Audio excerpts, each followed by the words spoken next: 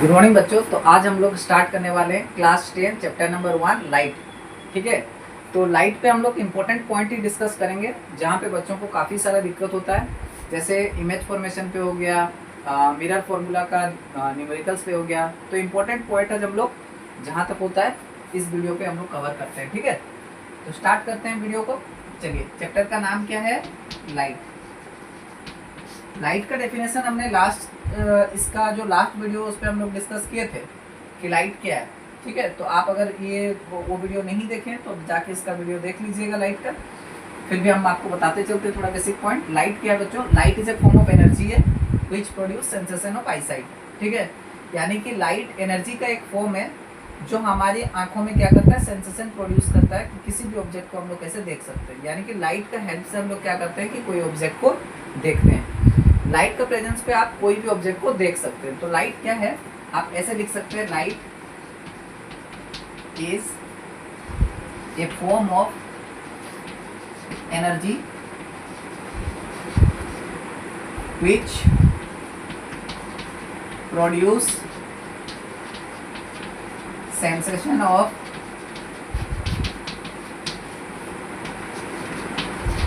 Eyesight. आप better होगा कि पेन और कॉपी निकाल के रखें। जो भी इंपॉर्टेंट पॉइंट यहाँ से मिलते जा रहा है उसको आप नोट करते चले। ठीक है, तो लाइट का डेफिनेशन क्या हो गया? Light is a form of energy which produce sensation of eyesight. यानी कि लाइट क्या है? एक एनर्जी का फॉर्म है जो हमारे आंखों में किसी भी चीज़ को देखने के लिए मदद करता है। ठीक है, सेंसेशन ऑफ आईसाइट होता है। ठीक, अब हम लोग लाइट जब पढ़ रहे हैं तो लाइट जो है, लाइट का प्रॉपर्टी होता है बच्चों की, लाइट रेक्टिलिनियर प्रोपोगेशन शो करता है। यानी कि लाइट जो है स्ट्रेट लाइन ट्रैवल करता है। तो जिस स्ट्रेट लाइन से लाइट ट्रैवल करता है उस स्ट्रेट लाइन को हम लोग क्या कहते हैं बच्चों? रे ऑफ लाइट कहते हैं। क्या कहते हैं? Ray of light. यानी कि the straight path through which light travel is called ray of light. The straight path through which light is travel is called ray of light. तो ray of light क्या हो गया? जिस straight path से होकर आपका लाइट ट्रैवल करती है उसे रे ऑफ लाइट कहते हैं। ठीक है, आप नोट करते चले इसको साथ में। अब रे ऑफ लाइट बोल रहा है कि अगर आप मोर देन वन रे, यानी कि एक से ज्यादा रे अगर पैरेलली ईच अदर ऐसे है, पैरेलली एक दूसरे के साथ इस तरह से, तो ऐसे रे ऑफ लाइट को हम लोग बच्चों नाम देते हैं बीम ऑफ लाइट। क्या बोलते हैं? Beam of light. तो लाइट का भी जो रे होता है वो तीन तरह से हो सकता है। रे ऑफ लाइट को आप तीन कैटेगरी में डिवाइड करेंगे। रे ऑफ लाइट को आप तीन कैटेगरी में डिवाइड करेंगे। पहला जो होगा बच्चों कन्वर्जेंट होगा, कन्वर्जेंट होगा। दूसरा जो होगा वो डाइवर्जेंट होगा, डाइवर्जेंट होगा। और तीसरा जो होगा वो पैरेलल बीम ऑफ लाइट होगा। ठीक है, यानी कि parallel lights, parallel ray of light, ये होगा। ठीक है, तो ये तीन तरह का बच्चों parallel ray of light convergent divergent होगा। तो कन्वर्जेंट किसको बोलते हैं? कन्वर्जेंट का डेफिनेशन होता है if light rays are entering in a single point. अगर लाइट रेज किसी एक सिंगल पॉइंट पे एंटर कर रहा है तो वो उस तरह का जो रेज होता है बच्चों उसको हम लोग क्या बोलते हैं? कन्वर्जेंट रे बोलते हैं। जैसे ये कन्वर्जेंट रे। ठीक है बच्चों, ये आपका कन्वर्जेंट रे, ये हो गया, ये आपका कन्वर्जेंट रे। बहुत सारा रे जाके एक पॉइंट पे मीट कर रहा है, तो इस तरह का जो रे होता है बच्चों वो कन्वर्जेंट रे में आ जाता है। मतलब कोई सिंगल पॉइंट पे बहुत सारा रे मीट कर रहा है, तो इसको हम लोग क्या बोल देते हैं? कन्वर्जेंट रे ऑफ लाइट बोल देते हैं। डाइवर्जेंट किसको बोलते हैं बच्चों? डाइवर्जेंट होता है कि एक सिंगल पॉइंट से बहुत सारा रे निकल रहा है तो ये डाइवर्ज हो रहा है, इसको हम लोग डाइवर्जेंट बोलते हैं। पैरेलल हो गया एक दूसरे के पैरेलल। तो ये तीन तरह का रे ऑफ लाइट होता है, डाइवर्जेंट, कन्वर्जेंट और पैरेलल लाइट। ठीक है, पैरेलल रे ऑफ लाइट, इसको आप याद रखेंगे। ठीक है, और इसके साथ रे ऑफ लाइट के बाद हम लोग डिस्कस करते हैं कौन सा पॉइंट? हम लोग रे ऑफ लाइट के बाद डिस्कस करेंगे reflection of light. Reflection of light क्या बोलता है? रिफ्लेक्शन क्या है बच्चों? रिफ्लेक्शन ऑफ लाइट, रिफ्लेक्शन एक फेनोमेनन है। ठीक है, कैसा phenomenon? The bouncing back of light in the same medium. अगर लाइट रे किसी एक मीडियम पे बाउंस करके बैक कर जाए तो ये जो फेनोमेनन होता है उसको हम लोग क्या बोलते हैं बच्चों? रिफ्लेक्शन ऑफ लाइट बोलते हैं। ठीक है, इस रिफ्लेक्शन ऑफ लाइट पे आप देख रहे हैं जो रे मिरर की तरफ आ रहा है, यानी कि जो रे प्लेन सरफेस की तरफ आ रहा है, इसको हम लोग प्लेन सरफेस बोल देते हैं। प्लेन सरफेस बोल देते हैं, ऐसा सरफेस है जो रिफ्लेक्टिंग है, जो रिफ्लेक्ट करवाता है। सरफेस भी आपका ऑब्जेक्ट भी दो तरह से होता है, एक गुड ऑब्जेक्ट गुड रिफ्लेक्टर होता है, दूसरा बैड रिफ्लेक्टर होता है। कुछ होते हैं कि लाइट का मैक्सिमम पार्ट को, जितने भी ऑब्जेक्ट होते हैं वो कुछ ना कुछ पार्ट ऑफ लाइट को ऑब्जर्व करते हैं, ठीक है। तो कुछ ऑब्जेक्ट होते हैं कि सपोज 100 से 99% लाइट को रिफ्लेक्ट कर देते हैं, वो आपका गुड रिफ्लेक्टर होता है, उसको हम लोग क्या बोलते हैं बच्चों, गुड रिफ्लेक्टर बोलते हैं। और जो 100% ऑफ लाइट आ रहा है लेकिन उसमें से 30% को रिफ्लेक्ट कर रहा है, 70% को ऑब्जर्व कर रहा है, तो उसको हम लोग क्या बोलते हैं, बैड रिफ्लेक्टर, ठीक है। तो ये जो रे आ रहा है इसको बोलते हैं हम लोग इंसिडेंस रे, इंसिडेंस रे। और जो रे बच्चों यहाँ से जा रहा है रिफ्लेक्ट होके, उसको बोलेंगे रिफ्लेक्टेड रे, रिफ्लेक्टेड रे। ये इंसिडेंट रे और रिफ्लेक्टेड रे के बीच में हम लोग एक नॉर्मल डाल देते हैं, और ये जो एंगल बन रहा है इंसिडेंस रे और नॉर्मल के बीच में, इसको बोलते हैं एंगल ऑफ इंसिडेंस। क्या बोलते हैं बच्चों, एंगल ऑफ इंसिडेंस। और ये जो आपका जो रे रिफ्लेक्टेड रे और नॉर्मल के बीच में जो एंगल बन रहा है उसको बोलते हैं एंगल ऑफ रिफ्लेक्शन। तो यहाँ से बच्चों आपका लॉ ऑफ रिफ्लेक्शन में दो लॉ आता है। पहला लॉ ये बोलता है कि incidence ray, reflected ray and normal all lie in a same plane. पहला लॉ ऑफ रिफ्लेक्शन क्या है, इसको आप लिख लेंगे, ठीक है। ये हो गया रिफ्लेक्टेड रे। तो rule number 1 law of reflection का ये बोल रहा है कि इंसिडेंस रे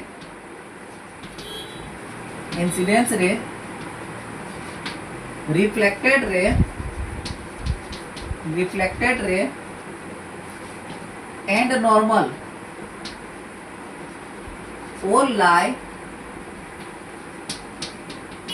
in a same point या सेम प्लेन, कोई बुक में प्लेन भी लिखता है, पॉइंट भी लिखते हैं, ठीक है, इन ए सेम पॉइंट। और सेकेंड लॉ ये है बच्चों, इसका सेकेंड लॉ ये है कि angle of incidence is equal to angle of reflection. ये जो एंगल ऑफ इंसिडेंस बन रहा है, एंगल ऑफ इंसिडेंस को अगर आपको डिफाइन करना है तो आप बोलेंगे angle between the incident ray, the angle between the incident ray and the normal is called angle of incidence, and the angle between the normal and the reflected ray, the angle between normal and the reflected ray is called angle of reflected। angle of reflected को बच्चों r से denote करते हैं, angle of incidence को I से denote करते हैं, ठीक है। तो पहला लॉ ऑफ रिफ्लेक्शन ये बोल रहा है कि incident ray, reflected ray and normal all lie in the same point. Angle of incident, angle of reflection और नॉर्मल, ये सब एक ही पॉइंट पे लाई करेगा। और सेकंड नंबर रूल ये है कि angle of incidence equal to angle of reflected. ये हो गया आपका लॉ ऑफ रिफ्लेक्शन, ठीक है। तो रिफ्लेक्शन ये था। अब रिफ्लेक्शन पे अगर क्वेश्चन थोड़ा बहुत आ जाए घुमा के, तो इस तरह का क्वेश्चन दे सकता है। सपोज कि कोई प्लेन सरफेस है, यहाँ पे आपको एक एंगल ये दे दिया, एक एंगल दे दिया गया, सपोज I और R का वैल्यू आपको दे दिया यहाँ पे 60 डिग्री या 30 डिग्री सपोज, ठीक है। तो यहाँ पे आपको पूछेगा I का वैल्यू कितना होगा, यहाँ पे आपको पूछ सकता है X का वैल्यू कितना होगा, यहाँ पे आपको पूछ सकता है बच्चों Y का वैल्यू कितना होगा, ठीक है। X का क्या वैल्यू है, what is the value of angle of incidence, angle of incidence, what is the value of angle X and angle Y। तो यहाँ पे आपको एंगल एक्स, वाई और आई का जो वैल्यू निकालेंगे कैसे निकालेंगे, तो आपको पता है according to law of reflection ये है कि angle of incidence is equal to angle of reflection.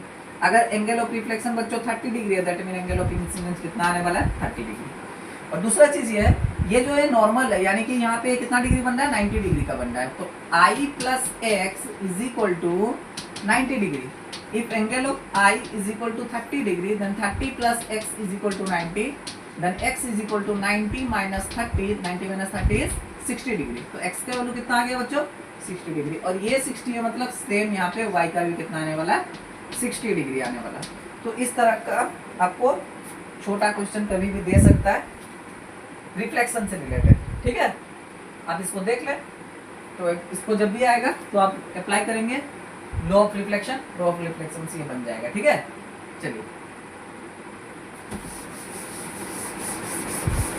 अब ये जो लॉ ऑफ रिफ्लेक्शन है, रिफ्लेक्शन हो रहा है, वो किस तरह का मिरर से हो रहा है, आपका स्पेरिकल मिरर में होगा या प्लेन मिरर पे होगा।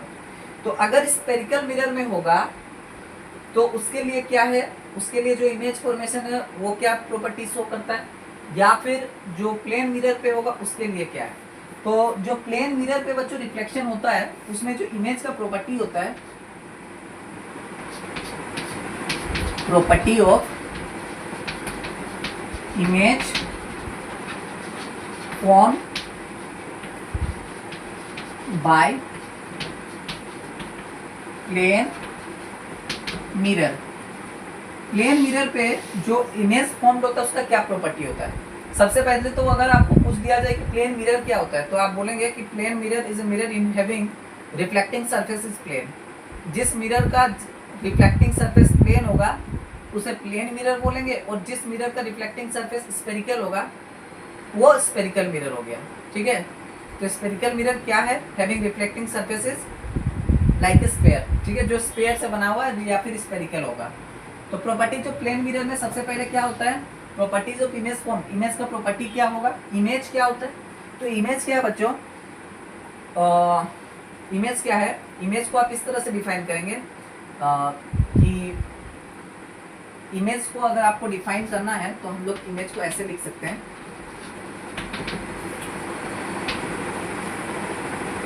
रिफ्लेक्शन, रिफ्लेक्शन, ठीक है, of object,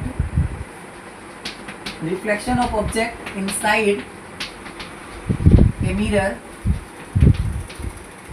mirror is called its image.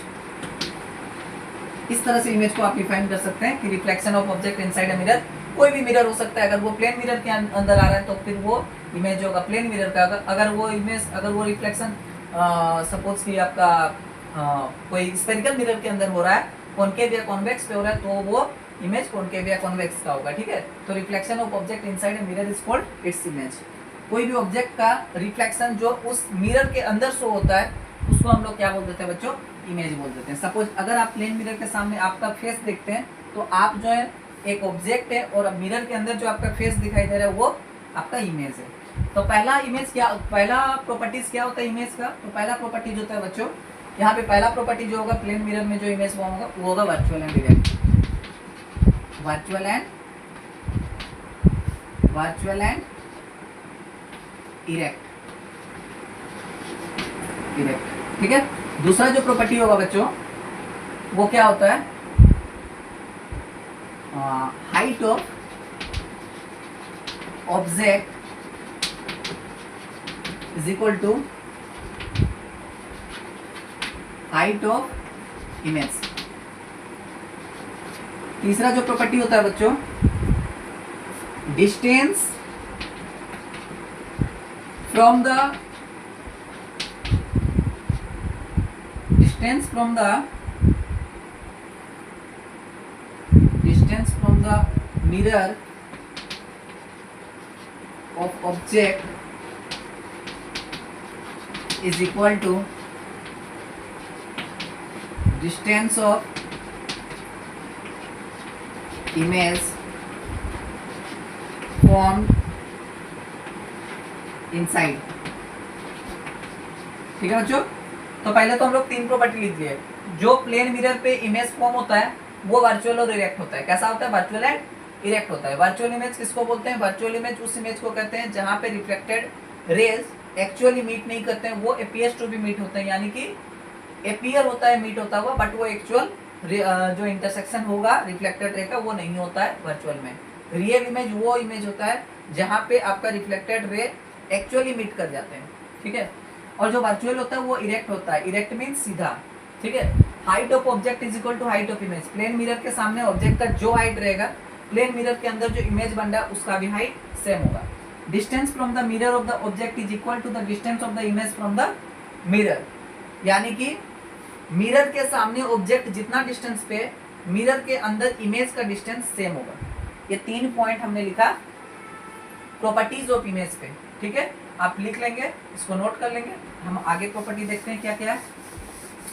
Phone number property है बच्चों, फोन नंबर प्रॉपर्टी ये है, phone number lateral inversion show होगा, लेटरल इन्वर्जन शो होगा।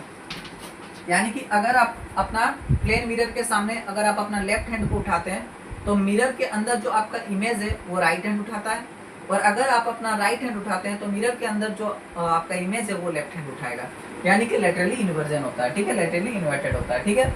ये 4 प्रॉपर्टी हो गया।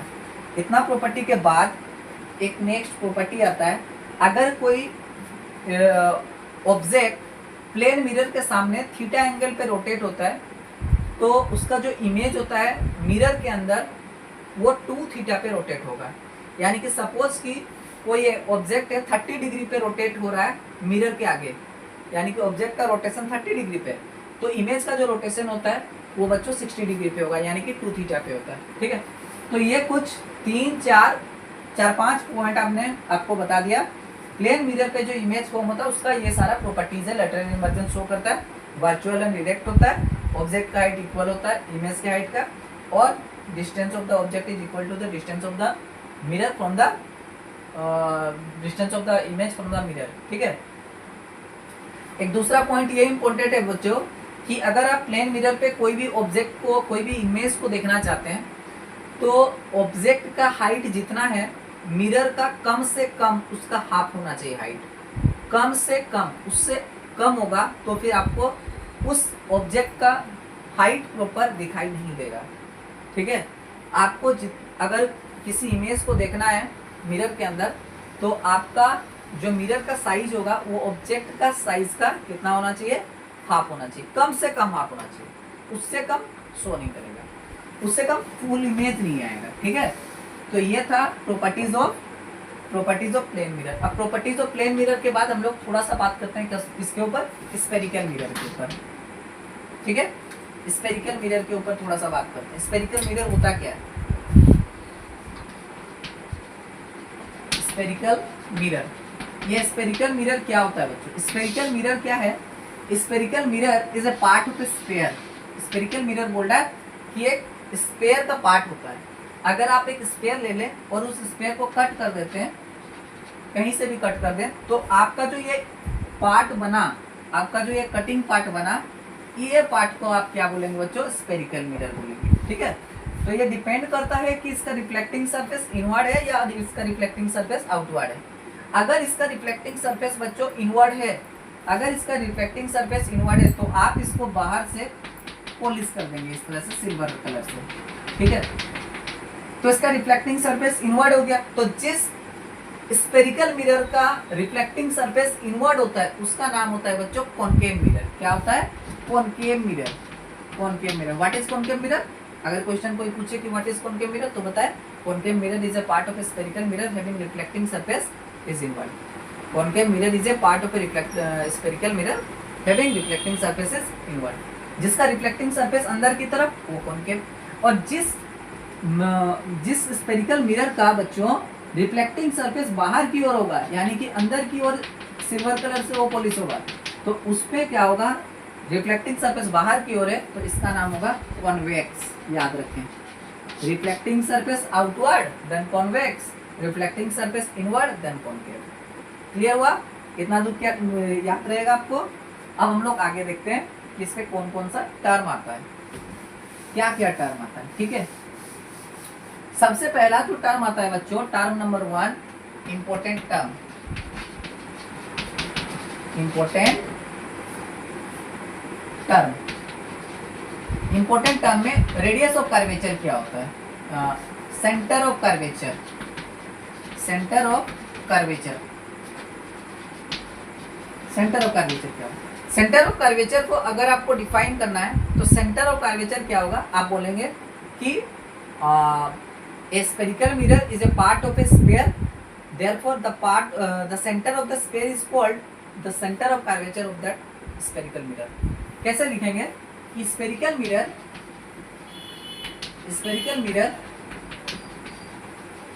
is a part of sphere, so center of sphere,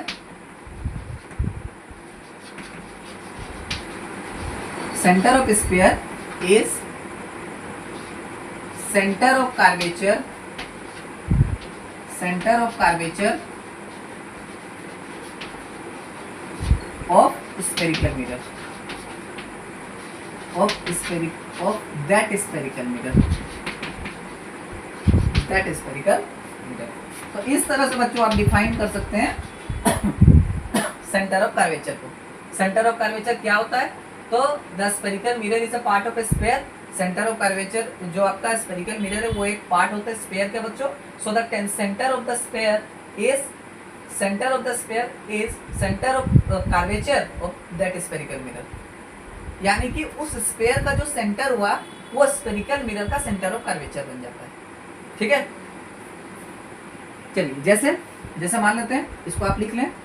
हाँ, जैसे हम लोग डिस्कस करते हैं सेंटर ऑफ कर्वेचर ये होगा। सपोज कि मेरे पास एक स्फीयर है, ये इस स्फीयर को हमने यहाँ से कट कर दिया, तो ये स्फीयर का सपोज सेंटर है बच्चों सी, तो ये स्फेरिकल मिरर का सेंटर बन गया क्या? ये स्फेरिकल मिरर का सेंटर बन गया सी। ठीक है, तो ये स्फेरिकल मिरर जिस स्फीयर से बना था उस स्फीयर का सेंटर को हम लोग सेंटर ऑफ कर्वेचर कहते हैं। और सेंटर ऑफ कर्वेचर को बच्चों सी से डिनोट कीजिएगा। किससे? सी से। अब सेंटर ऑफ कर्वेचर के बाद सेम डेफिनेशन आप थोड़ा सा चेंज कर देंगे। The radius of the spherical mirror is a part of sphere लिखिएगा। The spherical mirror is a part of sphere having and the, ऐसा लिखेंगे, spherical mirror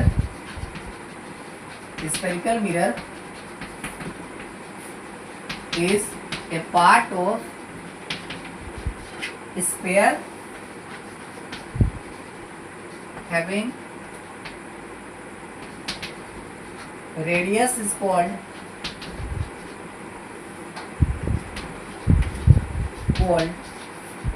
radius of curvature,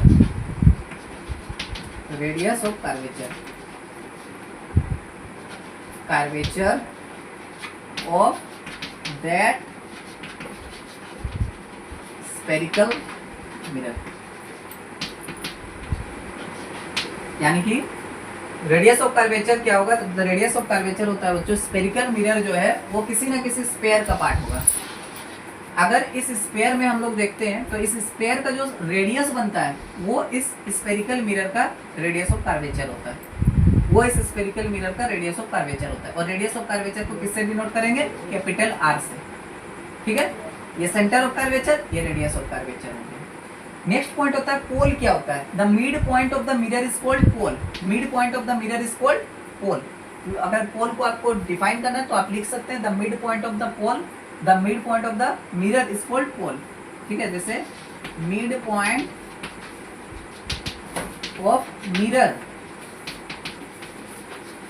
is called pole. Pole को किससे denote करते हैं बच्चों? P से।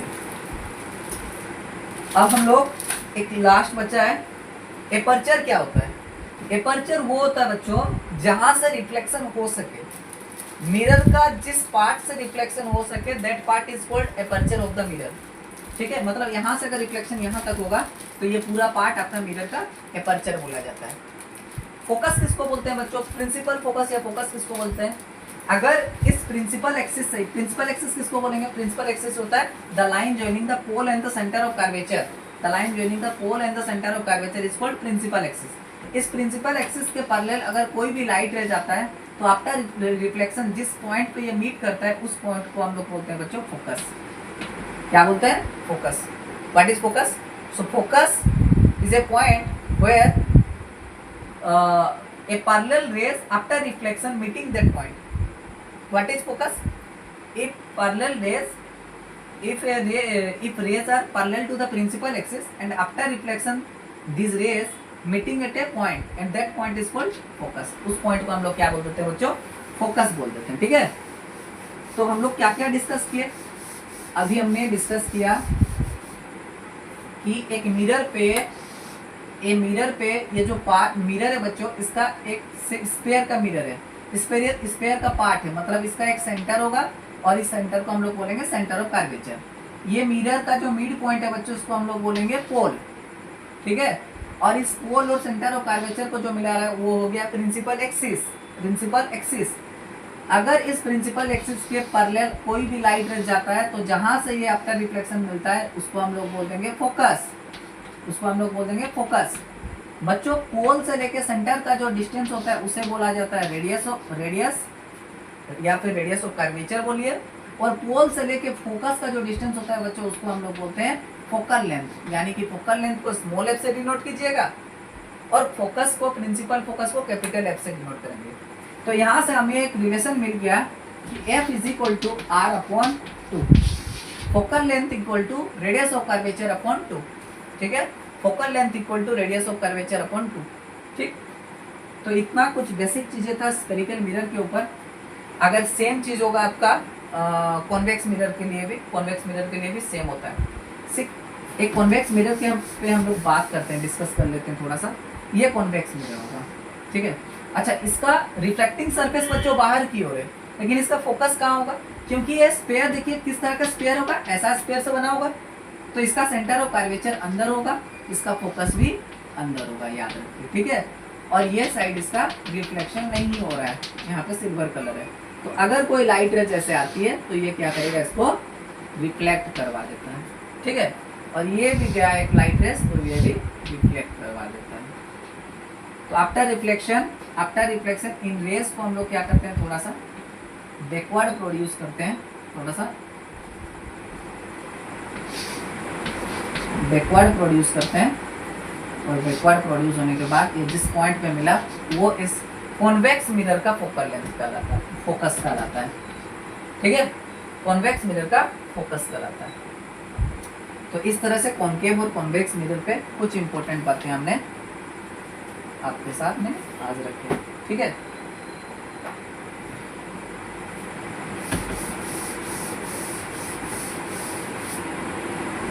एक लास्ट पॉइंट है आज के लिए, rules of image formation. Rules of image formation, rule क्या क्या है इमेज फॉर्मेशन के लिए? तो बच्चों पहला रूल ये बोलता है, if rules for image formation, पहला रूल ये बोलता है बच्चों, if rays are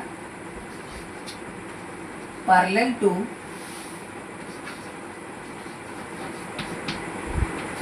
to principal focus, principal axis,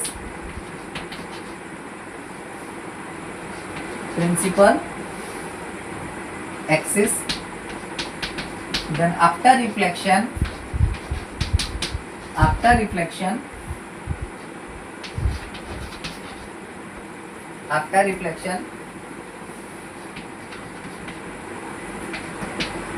it will pass from principal focus, ठीक है। अगर कोई भी लाइट रेस बच्चों, अगर कोई भी लाइट रेस इस प्रिंसिपल एक्सिस के पैरेलल ट्रैवल करती है, तो आफ्टर रिफ्लेक्शन ये कहां से पास करेगी, फोकस से पास करेगी, ठीक है। ये हो गया। तो पहला रूल ये है, इसको आप नोट कर लीजिएगा। पहला रूल बोल रहा है कि अगर कोई रे पैरेलल आता है प्रिंसिपल एक्सिस का, अगर कोई रे पैरेलल आता है प्रिंसिपल एक्सिस का ऐसे, तो ये रिफ्लेक्शन के बाद फोकस से पास करेगा। पहला रूल नंबर 1, ठीक है। हम लोग रूल को कैसे अप्लाई करेंगे, हम जब इमेज फॉर्मेशन बताएंगे तो आपको बता देंगे, ठीक है। इमेज फॉर्मेशन में हम लोग देखेंगे, पहला रूल नंबर 1 अप्लाई करेंगे, 1 अप्लाई नहीं होगा तो फिर 2 अप्लाई करेंगे, इस तरह से होता है, ठीक है। एक ऑर्डर पे अप्लाई होता है। जैसे ये पहला रे जा रहा है तो आफ्टर रिफ्लेक्शन ये फोकस से पास होगा, ठीक है। सेकेंड रूल ये कहता है बच्चों, सेकेंड रूल कहता है, रूल नंबर 2 ये कह रहा है कि if rays passing, if ray is passing from focus after reflection, it will pass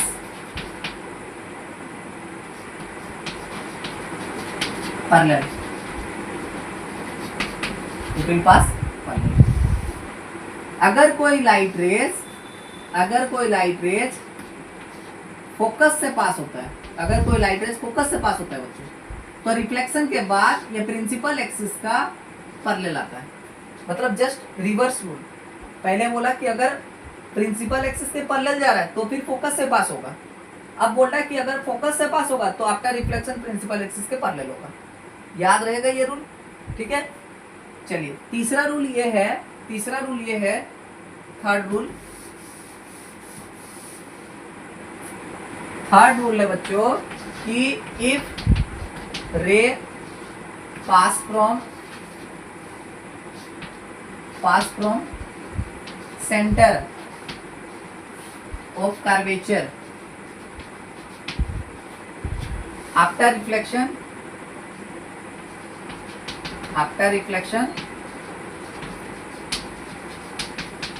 it will pass undeviated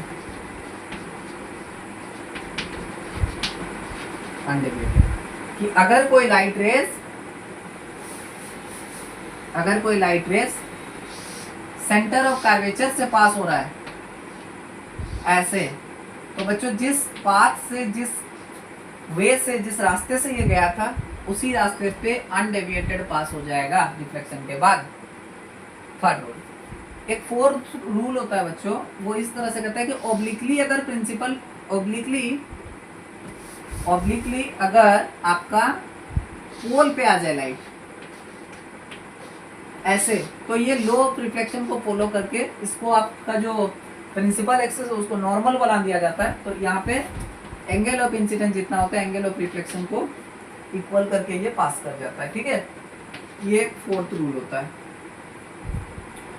तो इस तरह से हमने 3-4 रूल देख लिए कॉनकेव और कॉन्वेक्स में। ये कॉन्वेक्स के लिए भी सेम होता है बच्चों, ठीक है। तो हम लोग एक बार रूल को रिवाइज कर लेते हैं, क्या क्या रूल था। पहला rule rule number 1, focus centre of curvature pole. If ray is passing parallel to the principal axis, then after reflection it will pass from focus. Rule number 1. Rule number 2 बोल रहा है if